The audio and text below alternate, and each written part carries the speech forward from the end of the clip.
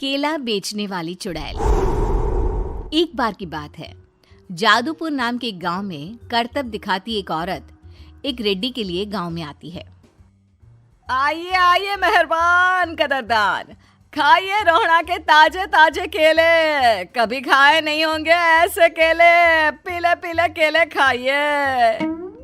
ये कहकर रोहड़ा हाथों में 4 केले लिए उन्हें सर्कल में जोर जोर से हवा में उछालती हुई करतब दिखाती है, जिसे देखकर आसपास के सारे बच्चे अपने अपने मम्मी पापा से उस औरत के पास जाने की जिद करने लग जाते हैं। पापा, ऐसा तो सर्कस में बॉल से होता है ना, ये आंटी तो केले से कर रही है। चलिए ना पापा, देखते हैं। रोहड़ा एक पतली सी तार पर चलती हुई केलों से करतब दिखाती है। आते जाते सभी लोग बाहर रुककर उसके करतब देखते हैं और वाह वाही करते नहीं थकते। जैसे ही एक आदमी पास आकर उसे पैसे देने लग जाता है, तब वो कहती है, अरे नहीं नहीं साहब, मैं करतब तो बच्चों के मन को बहलाने के लिए करती हूँ। धंधा तो मेरा केले का है। पीछे देखो मेरी रिड्डी, जो भी मेरे केले खाएगा मेरी तरह चुस्त दुरुस्त और तंदुरुस्त हो जाएगा। पता चलता है क्या कि मेरी उम्र 55 की है। अरे पर ऐसे ठंड के मौसम में कोई केला क्यों खाएगा? ये ऐसे वैसे केले नहीं है साहब, ये शरीर में गर्मी देते हैं। ठंड को दूर भगाए जो भी रोहिणा के केले खाए। पापा, अगर मुझे केले नहीं मिले तो मैं घर नहीं जाऊंगी। तभी उसके पापा कहते हैं कि बेटा, केले ठंड में कभी गर्मी नहीं देते। ये सब कहने की बातें हैं, सामान बेचने का तरीका है इनका। पर पिंकी नहीं मानती। मैं केले खाऊंगी। पिंकी की जिद के आगे नत्थू हार जाता है और उसे केले खरीद कर दे देता है। पिंकी खुश होकर केले घर ले आकर खाती है। अब मैं भी करतब करूंगी, कितना मजा आएगा। जादुई केले। पिंकी पहला केला खत्म भी नहीं करती कि वो बेहोश हो जाती है। दूसरे केले से एक काला धुआं आता है और रोहड़ा चुड़ैल बनकर बाहर निकल आती है। मेरे भूतिया केले बच्चे न खाए, ऐसा हो ही नहीं सकता। जादूपुर वालों, कब तक बचोगे?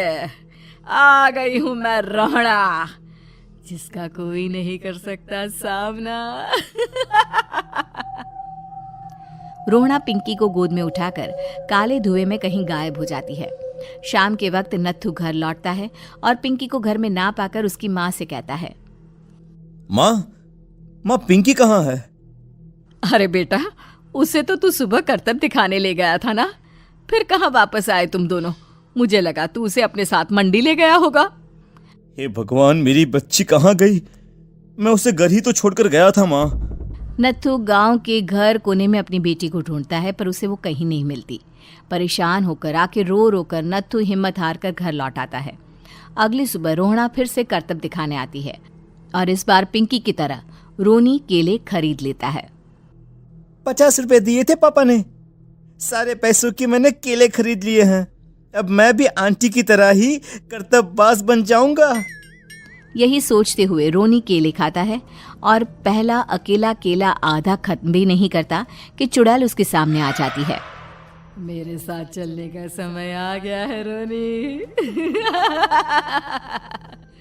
ये तो बस शुरुआत है।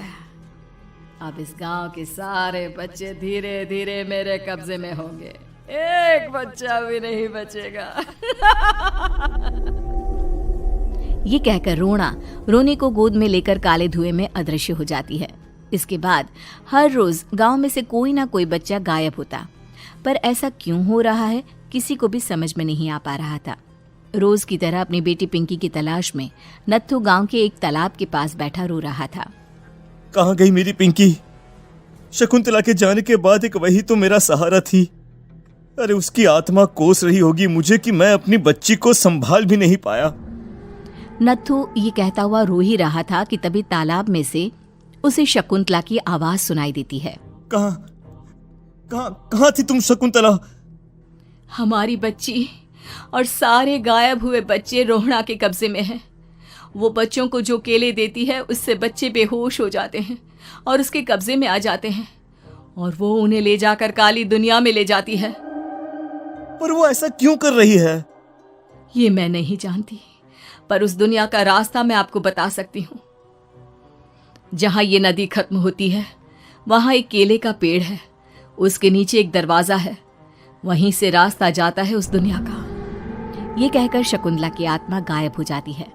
गांव के सभी लोग झुंड बनाकर उसी रास्ते से काली दुनिया में चले जाते हैं और वहां देखते हैं कि सारे बच्चे वहां काम कर रहे थे। पापा मुझे ले चलो यहाँ से। पापा पापा। सभी बच्चे अपने मम्मी पापा से लिपट जाते हैं। तो तुम लोग यहाँ तक आ गए? क्यों हमारे बच्चों को पकड़ लिया तूने? तुझे शिकार ही बनाना है तो ले, हम सब आ गए हैं, हमें खा ले। नहीं, मुझे बच्चे चाहिए। मेरे बच्चे के बदले तुम लोगों के बच्चे। क्या मतलब? मैं इसी गांव में रहने वाली एक औरत थी। केले की चोरी के इल्जाम में मेरे बेटे को गांव वालों ने इतना मारा कि वो मर गया। उसी दिन मैंने ठान लिया कि गांव वालों का भी वही हाल करूंगी। कुछ दिन बाद बेटे के चले जाने के दुख में मैं भी मर गई और मेरी भटकती आत्मा एक चुड़ैल बन गई। और फिर मैंने बदला लिया तुम सबके बच्चे छीनकर। बर्दाश्त नहीं कर पाए ना? सोचो मुझ पर क्या बीती होगी। हमें माफ कर दो रोना। पता नहीं ये किसकी गलती थी, पर हम सभी माफी मांगते हैं। हमारी खुशियां लौटा दो, तुम भी तो एक माँ हो। गांव वालों की बात सुनकर रोना का मन पिघल जाता है और वो बच्चों को छोड़ देती है।